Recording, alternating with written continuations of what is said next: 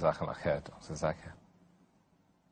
Dr. Zakir, I would call upon you to resolve one of the most common disputes in the Muslim Ummah during the month of Ramadan regarding the number of rakat that are prayed in the Tarawee or the Qiyam al-Layl or the night prayer. Is it 8 or should it be 20? Our beloved Prophet said, it's mentioned in Sahih Bukhari, volume number 1, in the book of Salah, hadith number 472, he said that when a person asks that how should you offer the Qiyamul Layl, the Prophet said that he should offer Qiyamul Layl in 2 rakat, followed by 2 rakat, followed by 2 rakat, followed by 2 rakat, and so on. And when he feels that dawn is approaching, he should offer 1 rakat. So all the rakat become witr, become odd. That means you can pray as many as you wish. Later on, have one number, an odd number, so that everything becomes odd. So, as far as the number of rakats are concerned, you can pray as many as you wish. But as far as the practice of Muhammad Sallallahu Alaihi Wasallam is concerned, just mentioned in Sahih Bukhari, volume number 2, in the book of Tahajjud, hadith number 1147, the Hazrat Aisha, may Allah be pleased with her, she says that the Prophet, while offering Qiyamul Layl in Ramadan, used to always offer 11 rakat, not more than 11 rakat. And this he used to do even in other months. That means 8 rakat of Qiyamul Layl and 3 rakat of Witr. So it becomes 8 plus 3, 11 rakat. And there are various other hadith which always say that all the hadith that we find of the Prophet ﷺ, whether it be Sahih Bukhari, Sahih Muslim, all of them said that he prayed 8 rakat or this 11 rakat. 11 includes 8 plus 3. And further, the same hadith of Sahih Bukhari, volume number 2, in the book of Tahajjud, hadith number 1147, Hazrat Aisha, may Allah be pleased with her, when she says that the Prophet always offered 11 rakat in Ramadan and even other times. And she said that he used to offer 4 rakat. And I cannot narrate to you the time, the beauty and the length of this rakat. And it's to again offer 4 rakat. And I cannot narrate to you the beauty and the length of this 4 rakat. And then he used to offer 3 rakat, negating 8 plus 3. But if you read the practice of the Salaf al-Salihin, of our predecessors, of the Sahabas, the Tabain, Tabi-Tabain, we find from records that they prayed 11 rakat, some prayed 13, some prayed 19, some prayed 23, some prayed 36, some prayed 39 rakats also. And if you read the Musannaf Ibn Abi Shayba, volume number 2, page number 165, 166, it says that the Tabain, when they offered the Qiyamul Layl in Ramadan, which is known as Tarawee, they offered 20 rakat. Some place it says that they offered 36 rakat. So as far as the rakats are concerned, as the Prophet, the call, the command of the Prophet was that read 2 rakat, 2 rakat, 2 rakat, 2 rakat, as much as you wish, then 1. And as I mentioned earlier in Sahih Bukhari, hadith number 472, volume number 1, you can read as many rakats as you want, in 2, 2, 2, and then 1.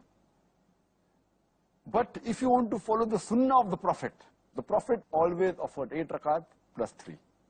So what is permissible? As many as you wish. 8, 10, 20, 36, no problem. And then followed by 3 witr. But the Prophet offered 8 plus 3, 11. But you can offer as many as you wish. Well, of course you've mentioned that one could pray as much as you like in terms of the number of rakah. But the sunnah is 8. This is what you've said. That's it. Prophet offered 8. Alhamdulillah. But he permitted, you can offer as many as you wish. Right, right. So, as many as you like, but the sunnah is 8.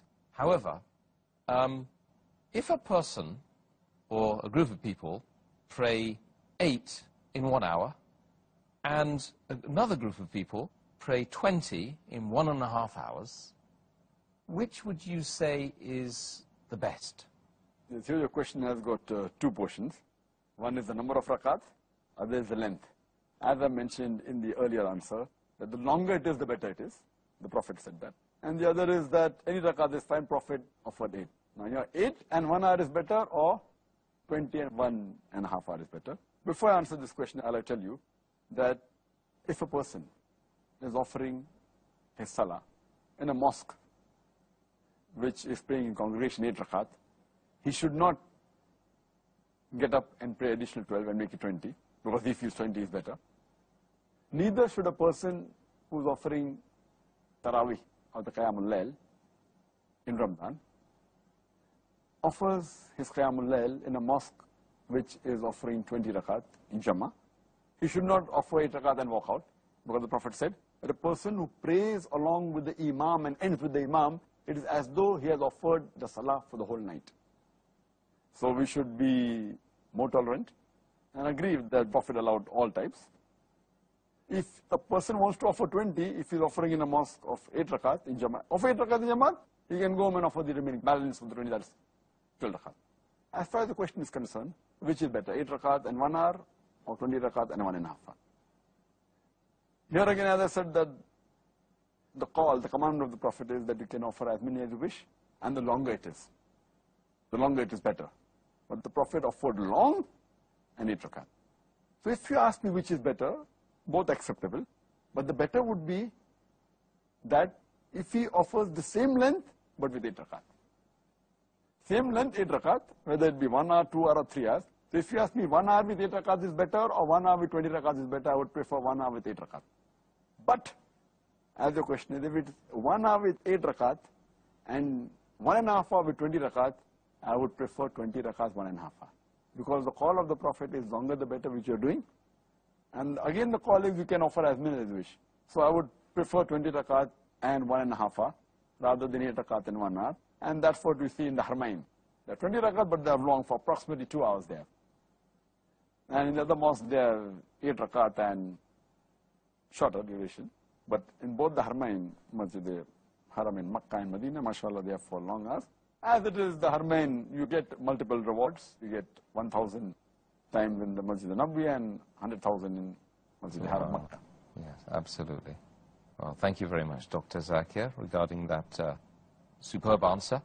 I think we've, once again, we've learnt an awful lot about this particular aspect, the night prayer, Qiyam al-Layl, during the month of Ramadan, alhamdulillah, and hopefully we will all take as much benefit as possible and implement it during this Ramadan and the coming Ramadans, inshallah. Jazakallah. Dear brothers and sisters in Islam and humanity, Assalamu alaikum. Welcome back to the show, Ramadan, a date with Dr. Zakir. I'm your host, Yusuf Chambers, and today we are discussing the topic, acts recommended and discouraged whilst fasting. Dr. Zakir, regarding other issues or other acts which are discouraged, which we haven't already covered, can we now mention other acts which are discouraged during the month of Ramadan? The other acts which are discouraged during the month of Ramadan is that many people, they sleep the full day because they're awake in the night, and they only get up for the Salah and they go back. They convert the day into night day, which is not the purpose of fasting. Number two, many people, they are lazy and inactive during the day. Number three, many people kill their time during the daytime with things like play, game, amusement, rather than doing things which are encouraged and sunnah of the Prophet. Number four, many of them, they give iftar party rather to show off than to seek the pleasure of Allah subhanahu wa ta'ala. Number five, many people, they ask the women folk in their house to cook a variety of dishes for suhoor and for iftar, thus making most of the women spend major portion of the time in the month of Ramadan in the kitchen, rather than spending time in the worship of Allah subhanahu wa ta'ala.